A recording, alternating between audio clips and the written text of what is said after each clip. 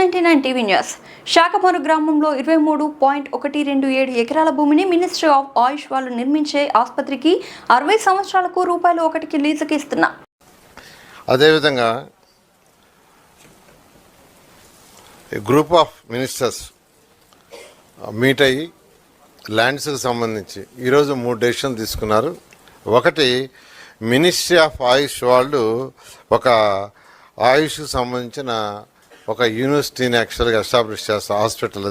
Hospital అది దానికి 23.127 ఎకరాలు శాఖమూరు విలేజ్లో ఇవ్వటం జరిగింది. అది 60 ఇయర్స్కి 1 రూపీ లీజ్ కింద ఇవ్వటం జరిగింది. మినిస్ట్రీ ఆఫ్ ఆయుష్ వాళ్ళు దాదాపు 750 కోట్ల రూపాయలు ఖర్చు పెట్టి అక్కడ ఇండియాలో వన్ ఆఫ్ ది బెస్ట్ చేస్తామని చెప్పడం జరిగింది.